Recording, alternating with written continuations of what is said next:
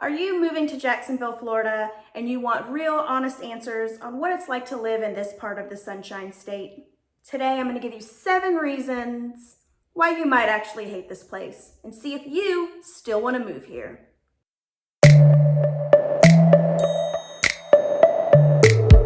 I am lucky enough to be from right here at this beautiful Atlantic coast destination. As a realtor and a native, I love passing along my knowledge of this area to any future residents who might potentially be heading this way.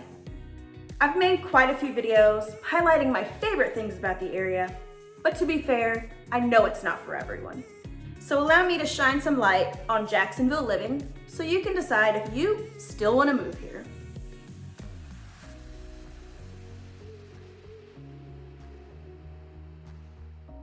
First, summertime. And I want to get this one out of the way.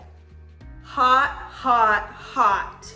If you've already watched some of my videos, you're probably thinking, wait a minute, you say this in every video.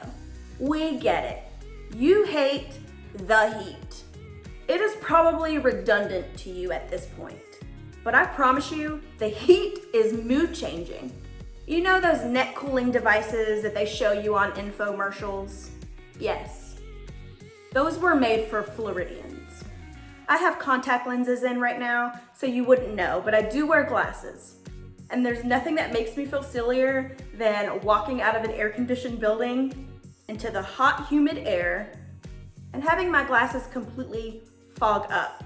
That is Florida for you, and summers are hot and steamy, but not in the fictional romance kind of way. That is just the way it is. The great thing is there's this beautiful invention out there called air conditioning.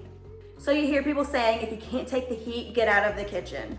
But really, if you can't take the heat, reconsider moving to Jacksonville, reconsider moving to Florida in general. If old houses just aren't your thing, our historic districts have century-old homes, some dating as far back to the 1800s. Some of them are in the middle of renovations, and some people just don't like looking at that. I think our historic streets and homes are incredibly charming. But if you don't like older bungalows or the way some of the older homes look, you're probably not gonna like the way those neighborhoods look. Luckily, we have a lot of new construction and master plan communities. But if you're looking to buy someplace that might be close to work or school, and it happens to be in one of our historic districts, it's probably not going to be a good fit if you don't like old houses. Jacksonville is ranked one of the worst cities for seasonal allergies. It seems like something is always in bloom in this area. But from March to May is when it seems worse for my allergies.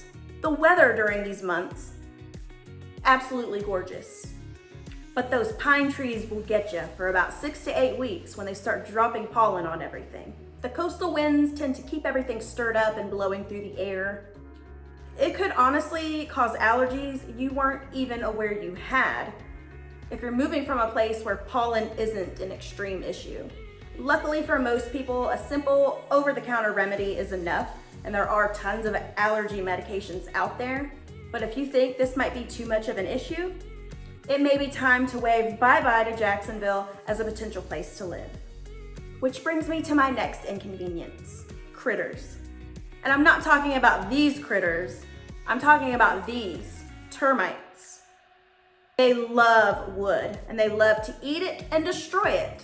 There are 2 things that termites require in order to remain active all year long: warmth and moisture, and yes, Jacksonville has plenty of both. Should you decide to own a home here, you will need termite protection. A termite bond is just a contract between you and the termite company. They're gonna come out, make sure the home is free of termites, and if termites are found, they're gonna provide the control and treatments. Other than asking a professional and knowing what termite-related insects to look out for, I recommend learning how to detect if termites are already present and wreaking havoc. Signs of that could include hollow sounding wood, sloped floors and ceilings, any crumbling wood, or any cracked wood surfaces. We have a ton of pest control companies in the area because that is a service that's definitely going to be needed. But if you just don't think you have the patience to deal with fighting termites all year long, it might be best to cross Jacksonville off your list. We've got all kinds of water here. We've got lakes, we've got creeks, we've got rivers. We aren't nicknamed the River City for no reason. We've got dozens of little rivers that run into the St. Johns, which is the most renowned body of water for our area. It's the big river that runs right up the middle of the city. With all that water, that means there's almost no way you can get from one side of town to the other without at least crossing one bridge. Our many large bridges are critical in getting us to various parts of town. If you have a fear of driving over water, or you just don't like big bridges, it could be a challenge for you. There are routes you can take to avoid driving over a bigger bridge, but that might mean driving well out of your way, and it's still no guarantee that you won't at least need to cross a smaller bridge. Another way you can avoid including bridge commutes into your daily schedule would be to live, work, hang out, all on the same side of the river, and that is possible. I know many folks who do this, and they spend very minimal commute time because they're close to everything they need. However, if you find yourself in a situation where that's just not going to be a possibility for you, and you just hate driving over bridges, you might hate Jacksonville altogether.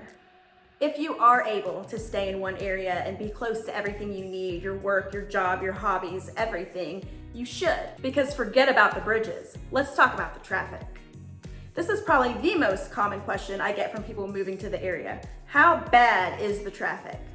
And I say it all the time, bad is very subjective, but here's my take. To me, yes, it is bad enough to really test my patience at times. However, in comparison to other large cities, metropolitan areas that I have been to, I really don't think that we come close. And I'm sure you know what I'm talking about.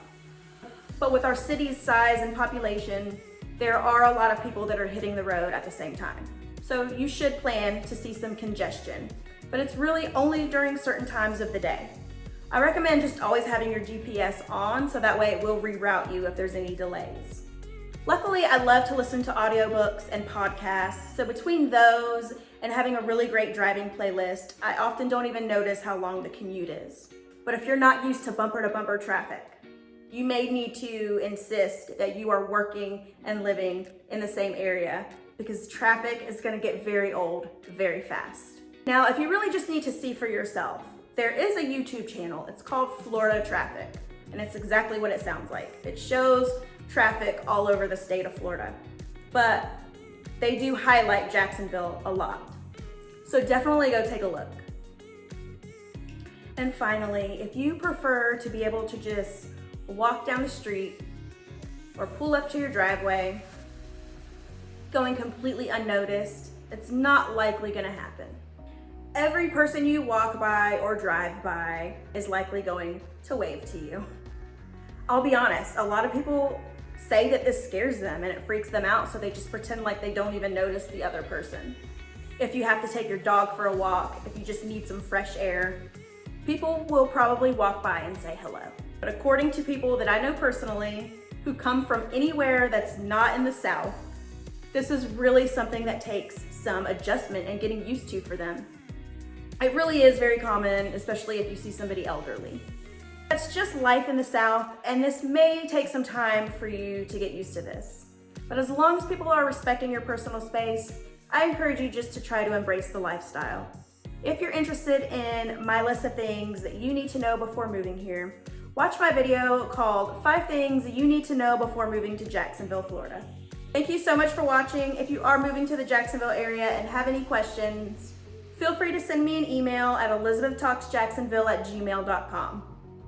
If you did enjoy this video, please click the like button for me and consider subscribing to this YouTube channel, Elizabeth Talks Jacksonville, if you're interested in home trends, real estate topics, and what life is like in the Jacksonville area. You can also follow me on Facebook and Instagram, or find more information by checking out my link tree down below. Thanks again for watching, and I hope to see you next time. Happy house hunting.